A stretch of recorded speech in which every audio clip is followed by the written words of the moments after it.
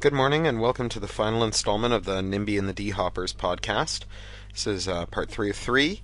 The story Nimby and the D-Hoppers was written by me, Cory, Doctorow, and originally published in Asimov Science Fiction magazine, subsequently reprinted in Russian, Chinese, French, and Hebrew. I just posted a Hebrew translation of this as well from Hebrew Science Fiction magazine, Israeli Science Fiction magazine that reprinted it.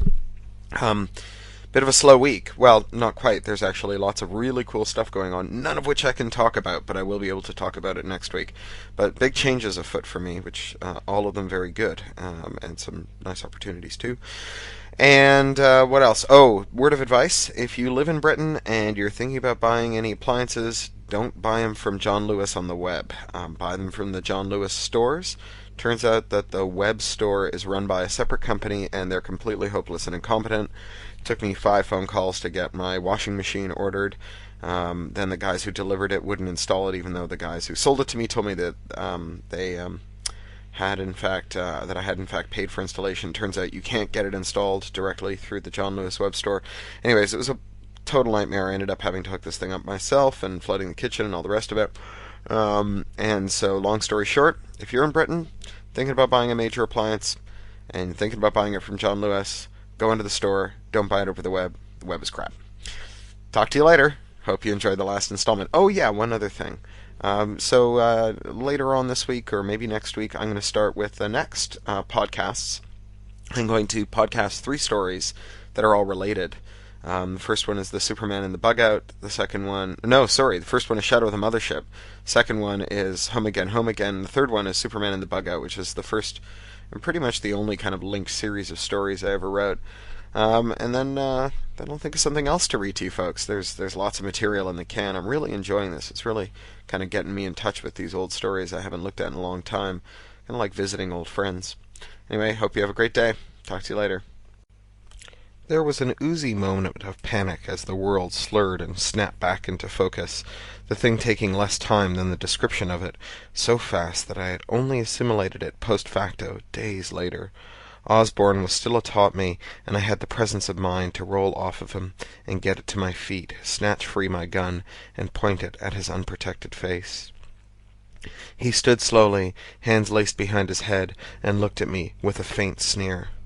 "What is your problem?" a voice said from behind me. I kept the gun on Osborne and scuttled left so I could see the speaker. It was me. Me, in a coarsely woven housecoat and slippers, eyes gummed with sleep, thin to gauntness, livid, shaking with rage. Osborne took advantage of my confusion and made a jump for the hole-again Florida room window. I squeezed off 2 rounds at his back and hit the house instead, which screamed. I heard knickknacks rattling off their shelves. "Oh, for Christ's sake," I heard myself say from behind me, and then I was reeling with the weight of myself on my own back. Hands tugged at my helmet. Gently, I holstered my gun, shucked my gauntlets, and caught the hands. "Barry," I said. "How do you know my name?" "Get down from there, Barry, okay?" He climbed down, and I turned to face him. With slow, deliberate motions, I unsnapped the helmet and pulled it off. "Hey, Barry," I said. "Oh, for Christ's sake," he repeated, more exasperated than confused. "I should have known." "Sorry," I said, sheepish now. I was trying to save Sally's life. "God, why?" "What's your problem with Sally?" "She sold us out. To Toronto. The whole shtetl hasn't got 2 bikes to rub together." "Toronto? How many houses could we possibly need?" He barked a humorless laugh. "Houses? Toronto doesn't make houses anymore. Wait there," he said, and stomped off into the house's depths. He emerged a moment later holding a massive, unwieldy rifle. It had a technocratic feel, tool marks and straight lines, and I knew that it had been manufactured, not grown. The barrel was as big around as my fist. "Civil defense," he said. "Sally's idea. We're supposed to be ready to repel the raiders at a moment's notice. Can't you smell it?" I took a deep breath through my nose. There was an ammonia and sulphur reek in the air, a sharp contrast to the autumnal crispness that I was accustomed to. "What's that?" "Factories, ammo, guns, armor. It's all anyone does anymore. We're all on short rations." He gestured at the broken window. "Your friend's going to get quite a surprise." As if on cue, I heard a volley of distant thunder. The other Barry smiled grimly. "Scratch one D-hopper," he said. "If I were you, I'd ditch that get-up before someone takes a shot at you." I started to shuck Roman's armor when we both heard the sound of return fire, the crash of the technocrat pistol, almost civilized next to the flatulence of Sally's homebrew blunderbusses. "He's tricky," I said.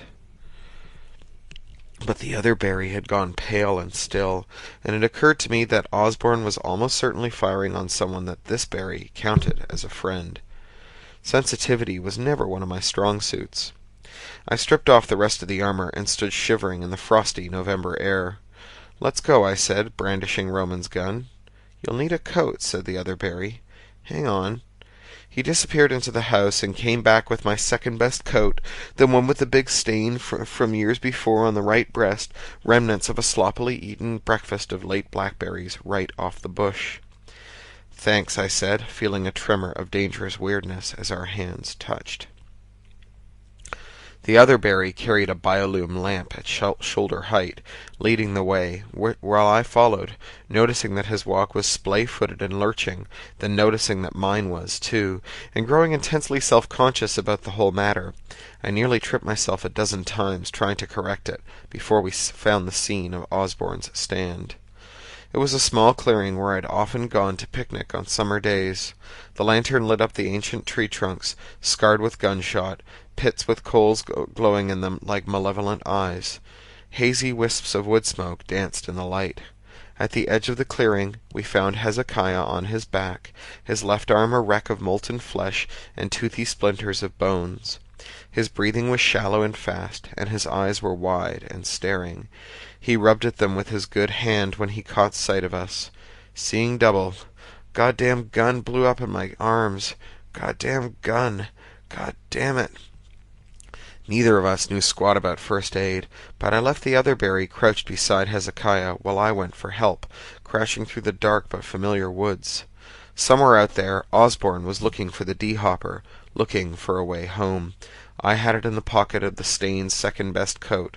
If he found it and used it, I'd be stranded here, where guns explode in your arms, and Barry wishes that Sally was dead. The streets of the shtetl, normally a friendly grin of neat little houses, had been turned snaggle-toothed and gappy by the exodus of villagers under the onslaught of D-hoppers. Mary's clinic was still there, though, and I approached it cautiously, my neck prickly with imagined observing eyes. I was barely there when I was tackled from the side by Osborne, who gathered me roughly in his arms and jumped back into the woods.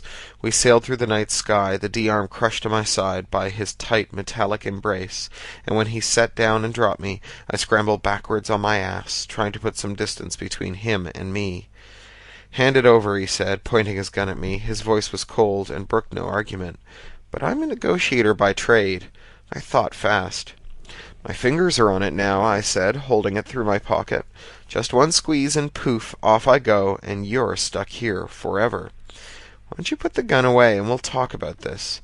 He sneered the same sneer he'd given me in the Florida room. "Off you go with a slug in you, dead or dying. Take off the coat." "I'll be dead, you'll be stranded. If I hand it over, I'll be dead, and you won't be stranded. Put the gun away." No arguments. Coat. He casually fired into the ground before me, showering me with hot clots of soft earth. Broken roots from the house net squirmed as they attempted to root around the damage. I was so rattled I very nearly hit the button, but I kept my finger still with an act of will. "Gun," I said, as levelly as I could. My voice sounded squeaky to me. "Look," I said, "look. If we keep arguing here, someone else will come along, and chances are they'll be armed. Not every gun in this world blows up when you fire it. I hope. And then you're going to be sorry. So will I, since you'll probably end up shooting me at the same time. Put it away, we'll talk it out. Come up with a solution we can both live with. You should excuse the expression." Slowly he holstered the gun. "Toss it away, why don't you?" "Not far, just a couple meters. You're fast." He shook his head. "Nervy bastard," he said, and tossed the gun a few meters to the side. "Now," I said, trying to disguise my sigh of relief, "now let's work it out." Slowly he flipped his visor up and looked at me like a turd. "The way I see it, We don't need to be at each other's throats. You want a dimension you can move freely in to avoid capture. We need a way to stop people from showing up and blowing the hell out of our homes. If we do this right, we can build a long-term relationship that'll benefit both of us." "What do you want?" he asked. "Nothing you can't afford," I said, starting to parley in earnest.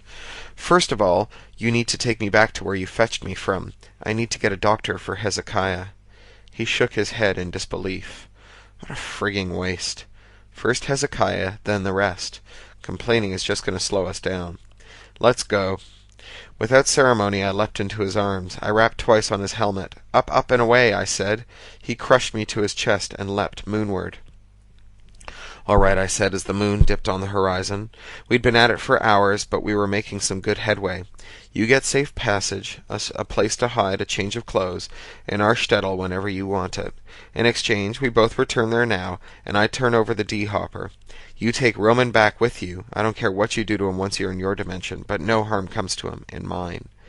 "Fine," Osborn said, sullenly. That was a major step forward. It had taken 2 hours to get him as far as not shooting Roman on sight. I figured that in his own dimension, clad in his armor, armed with his pistol, Roman would have a fighting chance. "Just one more thing," I said.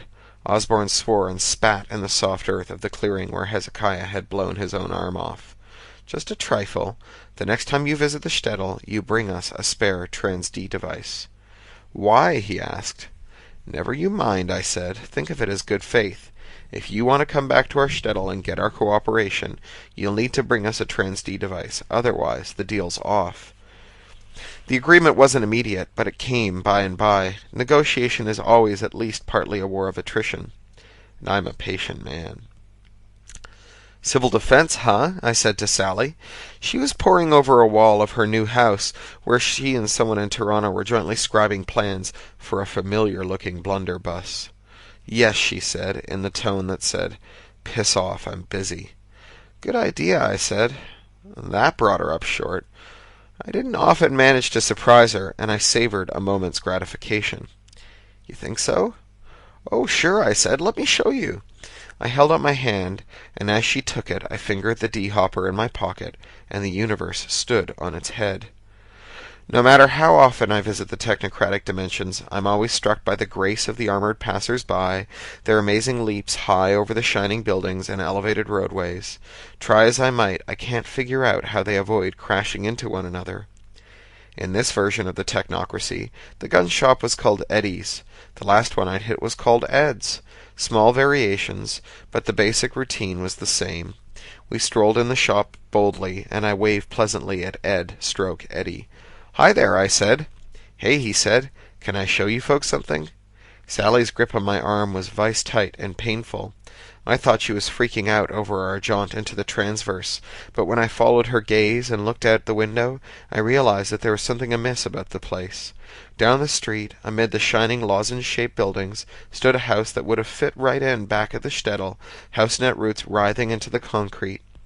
In front of it were 2 people in well-manicured woolens and beautifully ripened gun boots.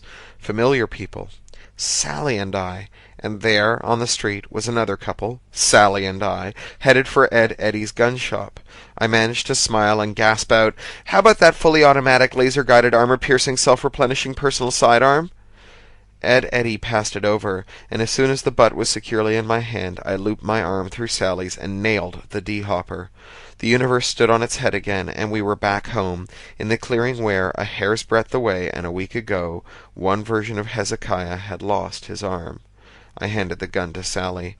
"More where this came from," I said. She was shaking, and for a moment I thought she was going to shout at me, but then she was laughing, and so was I.